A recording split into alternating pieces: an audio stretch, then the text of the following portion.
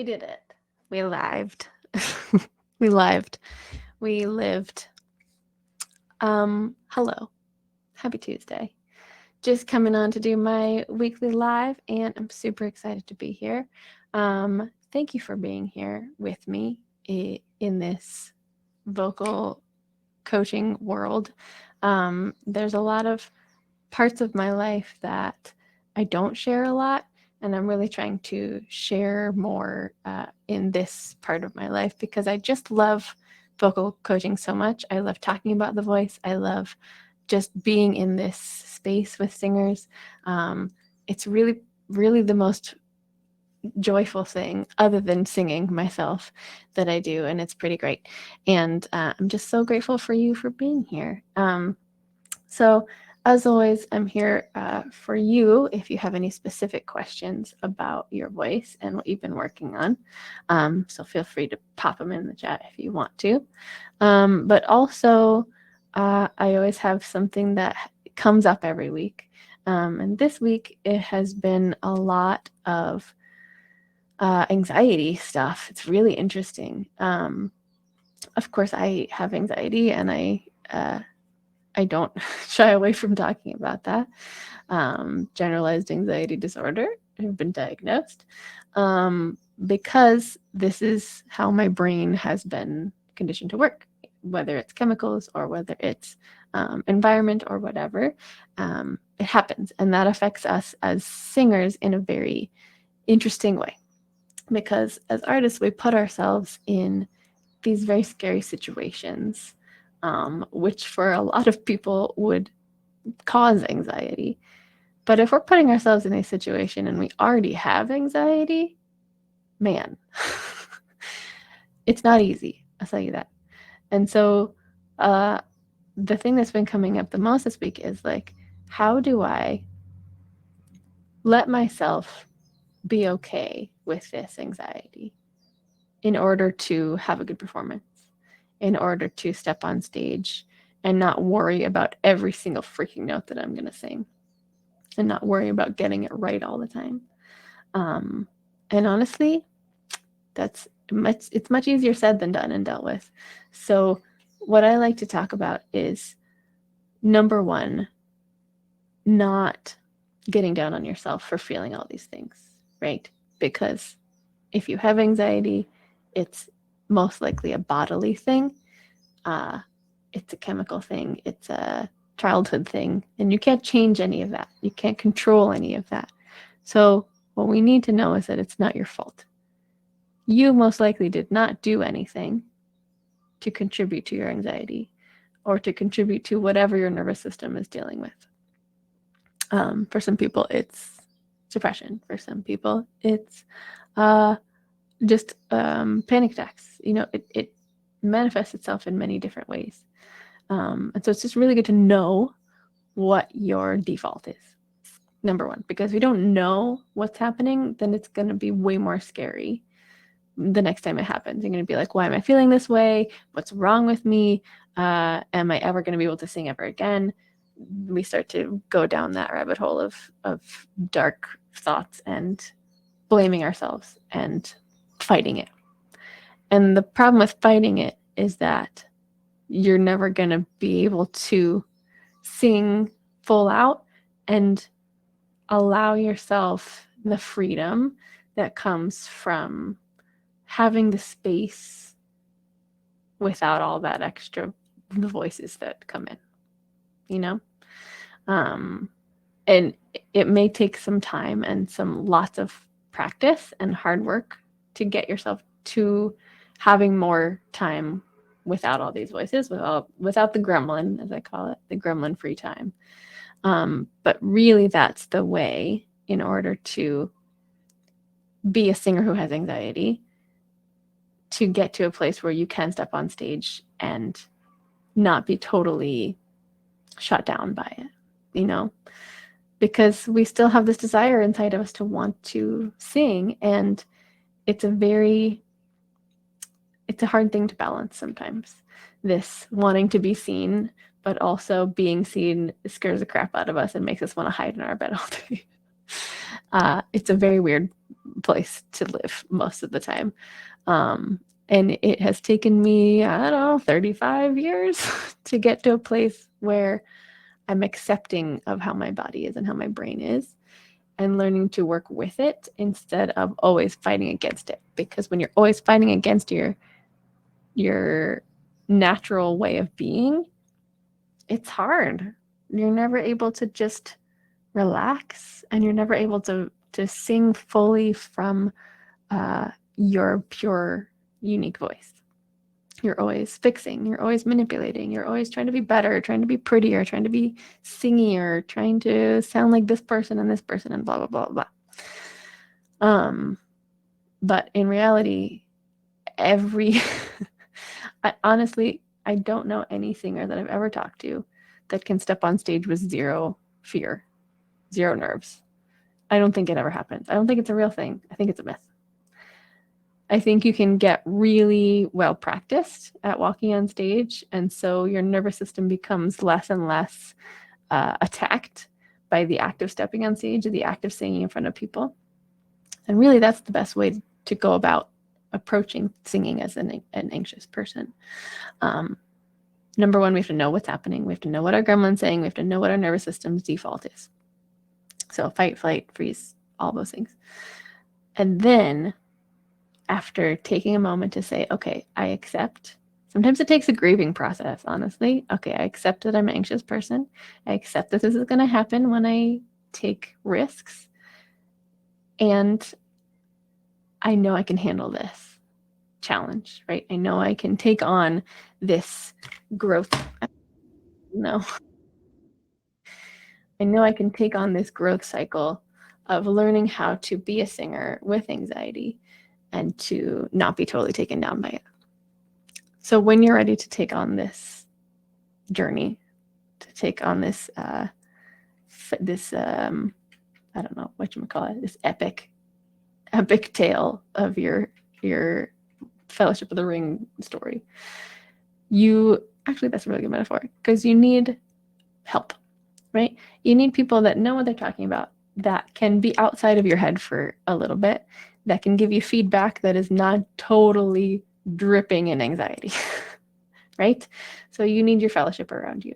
So whether that looks like a friend, somebody who can co-regulate with a therapist, somebody who's licensed in mental health, a doctor, somebody who can help you with any bodily things that comes up, a partner who doesn't poo-poo everything you're saying, who supports you in the healthy ways, a vocal coach, honestly, who can give you feedback about your voice that you may not be able to give yourself. You cannot look at your voice from an objective perspective because you are so inundated by all these gremlin voices, right? Especially if you're an anxious person, it just weighs you down, right? So after you find the help that you need in all these places, these people can help you take the step forward that you need to. And the step forward is not going to be nothing, right? Just because you have people helping you doesn't mean that step forward is going to be any easier. It just means that you have the support and somebody to catch you if you fall back, right? So if my next step is to do an open mic, and that's really scary. Okay, how can I take a little mini step in between where I am and where I want to be? Okay, so maybe I have not really ever sung in front of anybody other than my family and friends. And when I do sing in front of them, I get really tight and I get really stuck and I get all pitchy and weird. And I'm like, man, I don't know why that is. Maybe I need to talk to my vocal coach. Okay, go to my vocal coach. My vocal coach says, okay, you need to put that tension in other parts of your body, bend your knees, practice doing these exercises to open up. Hopefully they're a trauma-informed vocal coach as well, and so that they work with you on this performance anxiety stuff as well, and don't just say, oh, well, that's easy, it's just this technique thing, because it's never just this technique thing, right? It's always another layer underneath. And so if it were me, I would work with a vocal coach and ask them to help me by giving me situations in which I can put myself out of my comfort zone a little bit. And so then my nervous system can normalize that, right? So maybe I sing in front of a couple people. Maybe I have a little mini recital that I do instead of the full open mic where strangers would be listening. So in that situation, I am taking the step outside my comfort zone to sing in front of other people. And after I do that, I will have evidence that I sang in front of other people and I didn't die, first of all. Second of all, working with my vocal coach, I learned different techniques to work on.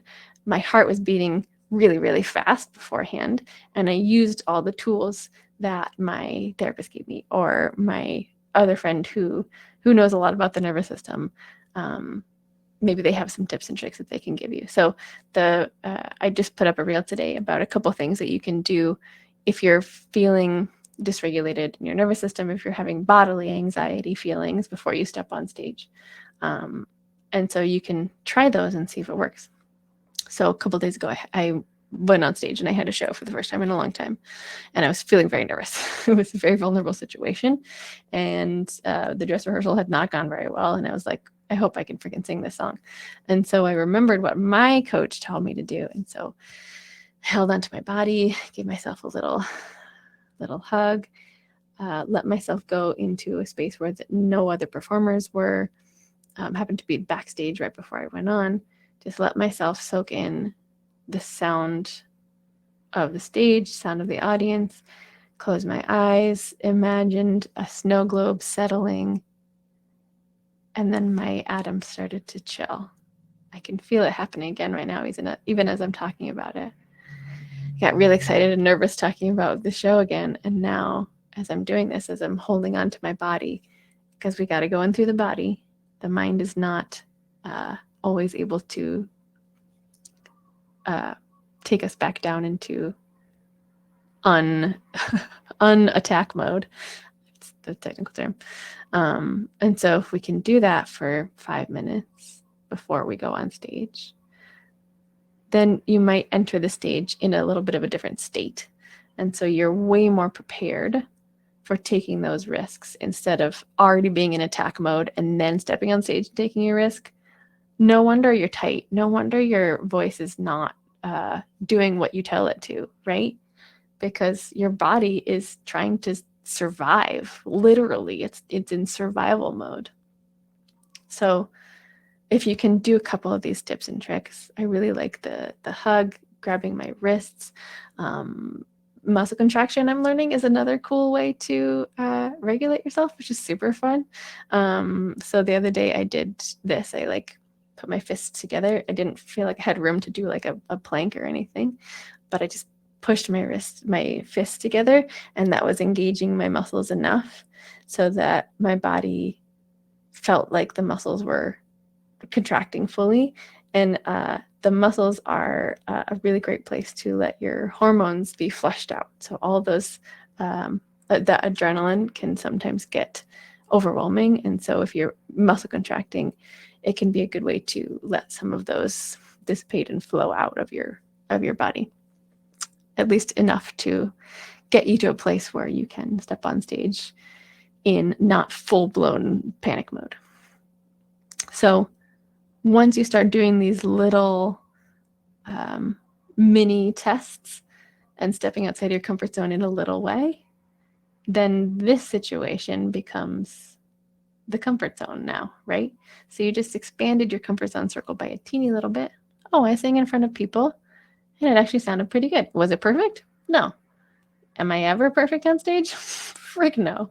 So it's just normalizing this riskier situation so your nervous system can say, okay, this is not a threat anymore. So the next time you do it, it becomes a little less of a threat. And, it might take you 4 or 5 times of doing something to even feel a little less nervous about it. And that's okay, because we are a human body. We are living inside this machine that has been programmed to do all these things to save your life if you ever needed it to. So that's why I always say, like, love it, accept it. If you fight it, it's not going to do anything because you're just fighting hardwired programming in your body. It's not going to go away if you fight it. So that's my first couple steps in working towards singing in front of more people, taking more risks as a singer with anxiety. The only way that I've been able to do this is with the help of other people, people who get it, other singers who are on the same page as me, people who I can talk to, who I can vent to. My partner is really awesome. He knows a lot. He's studying to be a therapist as well, so he knows a lot about trauma and a lot about anxiety, and so he knows the things not to say. I'll tell you that. He knows what not to say when I'm in freak out mode. And so just these little moments of taking a little step outside your comfort zone, and then another little step outside your comfort zone, and then, okay, that feels better, and then another little step outside your comfort zone, but always letting them be doable steps for you. We don't want to take 18 steps ahead because that's a lot. And I do this in a lot of other parts of my life too. So like, it's not just singing. Like singing, I've gotten pretty good at doing this experiment and expanding my comfort zone and taking care of my nervous system when I'm singing and performing on stage. The other parts that it shows up in my life are with other relationships. As a business owner, I get this anxiety sometimes, and I have to remind myself of all this stuff too. Hey, yes, I am a business owner, but I also have anxiety.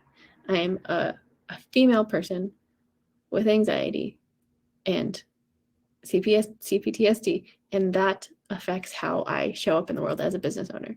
And I don't need to be putting all of the same weight on myself that other people do, right? The patriarchal way of looking at things is very different than the feminine way of looking at things, especially as a singer, as a performer, as a business owner. The patriarchy has led us to, I guess it's like a buzzword right now, but it's the freaking truth. The patriarchy has led us to put so much pressure on ourselves that we should not be nervous. We should just be able to go out on stage and be confident as it all get out and just be able to do our thing and be perfect and sound pretty and not have any feelings about it whatsoever, because that's what capitalism has taught us. And so being an artist and a feminine presenting artist, it feels very, I don't know what the word I'm looking for is. It feels like I'm trying to fit myself into a box that I don't belong in and I've never belonged in. And so taking care of myself in this way was a really hard thing to do. It took a lot of years for me to accept that I need to take care of myself in a different way than, male performing artists might, or that other jobs are expected to work, right? I don't need to be working 40 hours, nose to the grindstone, in order to be good enough and successful. I need rest as a feminine presenting person, as a person with anxiety, as somebody who has a lot on their plate. Like, I'm an entrepreneur and I'm trying to be an artist and I'm trying to be a partner and a friend and a family member, and that takes a lot of energy, and I need to recharge that energy. And as a person with anxiety, I need to make sure I am prepared before I go into risky situations. I know now that it does not work out when I step into vulnerable situations already in dysregulation, already in I'm being attacked mode, right? Because that just makes my anxiety go through the roof. Same thing with coming out of a vulnerable situation. My goodness. The first year after I was like going back out and talking to people and doing things after like the full lockdown of COVID, every time I had a social interaction, I would second guess myself, like, oh, I shouldn't have said that. I shouldn't have said that. I'm an asshole, blah, blah, blah, blah. But it's really, that's a product of anxiety too, is after a performance or something, you come off stage and you're just replaying it in your mind for hours and hours and thinking, oh, I would have done that way. I want to redo that, I would give anything for a do-over. That's anxiety too. It's another side of it that most people don't think about. So it's been training myself to remind myself and to love myself for the anxiety that I do have, and to notice when I'm not in the place to be doing something vulnerable, right? I don't have to be vulnerable all the time.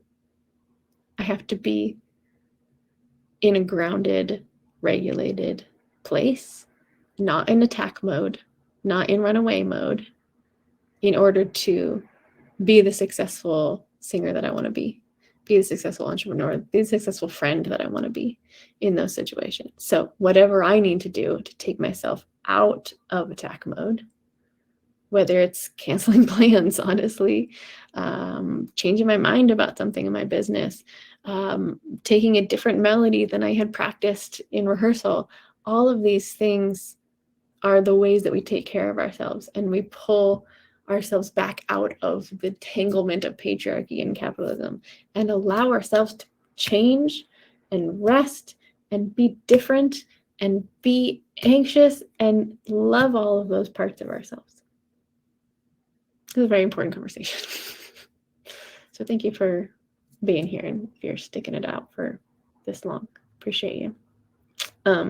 So yeah, it's all those things. If you find yourself judging yourself for how you sound, for having fear about singing in front of people, if you find yourself trying to sing in front of other people, and the anxiety gets in the way, you are not alone. You're not alone. And it's okay. There's nothing wrong with you. It's just biology. Okay? It's not a failing. It's just your biology. And there are ways to take care of yourself and to hack into your nervous system to remind it that we're not being chased by a tiger. Okay? There are ways. There are so many ways. It's amazing. First thing is to notice. Separate for yourself from it. Remind yourself that those voices are your gremlin voices, that they are not true and you do not have to listen to them. Second thing, accept and love. Do not fight. Right? There's no way you can fight your biology. It's just there. Third thing, take care of yourself. Give yourself the bodily reminder that you are safe, that you are good, that you are better than enough, that you allow yourself to rest when you need it. You allow yourself to take yourself out of situations that bring about this state in you. Even if you have to go back in later, take yourself out for a minute. Settle down the snow. Go back in a more prepared state. You're allowed to take minutes for yourself. You're allowed to take all the time you need. You're allowed to change your mind. All those things are true. If you're a singer, you're about to go on stage. If you're feeling yourself in attack mode, take another minute. Take another hug. Hug somebody else who is in a regulated state. That can be really helpful. Just that touch, co-regulation can be really awesome. Muscle contraction, super helpful. I got a lot of these tips, by the way, from Ruby Rose at Muscle Music. So go follow her if you haven't already. Her app is incredible. Join the community of other anxious performers and creatives. It's Muscle Music 2_. So thank you to her for adding a lot of these tips and stuff to my life. Yeah, it's just noticing and changing your perspective on you as a being, a human being, and a creative, and zooming out a little bit and taking all of this with a big old grain of salt. Remember that our society has not done artists many favors in the last 50 years. So yeah, just take the pressure off. Let yourself be who you are. Let yourself be a gorgeous, anxious, overthinking perfectionist singer. It's not a problem. We just gotta approach things a little differently. I love you. thank you for being here. Share this with other anxious perfectionists people, even if they're not singers, creatives, leaders of any kind. Yeah, it's really important work, the work that we're doing together. So thank you for being here. Thank you for hanging out, for all this deep stuff. I love talking about it so much. It makes me so happy. It's like this is the nectar of life, you know. I don't want to talk about vocal warm-ups.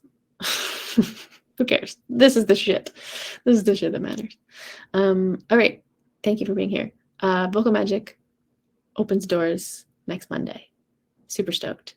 It's my 6-month signature program. If you have been on the fence before, if you're like, it's too much money before, let me know. Things are different. Oh, thank you. Country Sleep. Appreciate you.